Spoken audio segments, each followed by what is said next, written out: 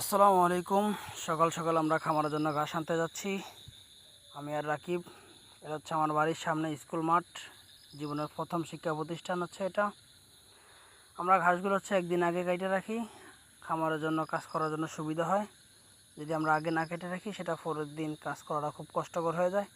এজন্য আমরা ঘাসটা একদিন আগে কেটে রাখি। আমরা ঘাস নিয়ে খামারের দিকে যাচ্ছি। আজকে আমার খামারে খুব বড় ধরনের একটা বিপদ হয়।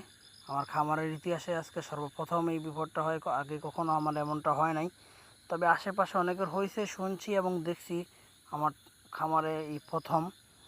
সেটা হচ্ছে খামারে একটা গরু বাচ্চা দিছিল, সে বাচ্চাটা দেওয়ার পরে গরুটা হচ্ছে ক্যালসিয়াম শর্ট হয়ে যায়।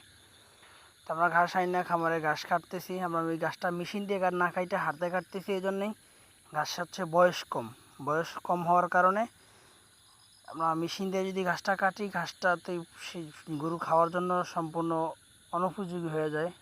একদম মানে কি বললে আপনারা বুঝবেন, মানে ছিঁড়া কাপড়, নোংরা কাপড় যেরকম এক ধরনের তেনা তেনা হয়ে যায়, এরকম হয়ে যায় ঘাসটা মেশিনে পেঁচায়া।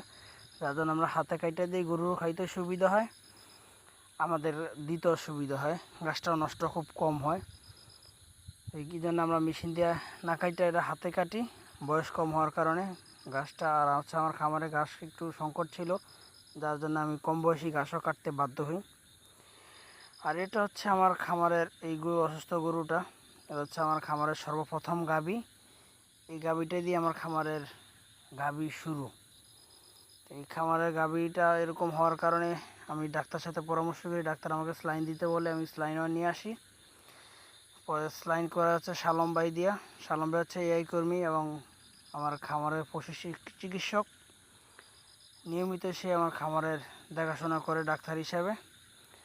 উনি একটার পর একটা ওষুধ দিতেছেন, আর গরু রোগে দিয়ে যাচ্ছে আস্তে আস্তে।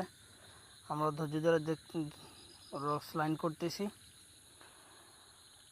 একটার পর একটা দিচ্ছেন। আমার ভাই হচ্ছে আজকে কারখানাতেও যাচ্ছেন না গরুর এই অবস্থা দেখে।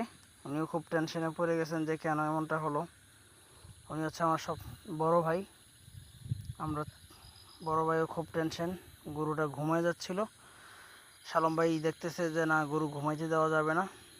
এরকম অবস্থা যদি গরু ঘুমে যায় তাহলে গরু স্টক করার সম্ভাবনা থাকে। সেজন্য হচ্ছে একটু জাগ্রতা রাখার জন্য চেষ্টা করতেছি। এটা হচ্ছে অ্যামাইনোভেট প্লাস, এটা হচ্ছে স্লাইনের সাথে দিবেন। খুব একটা মারাত্মক আমার সাথে এই ঘটনাটা ঘটে। আমি আগে আমার খামারে কখনো এমনটা হয় নাই, এই প্রথম হয়।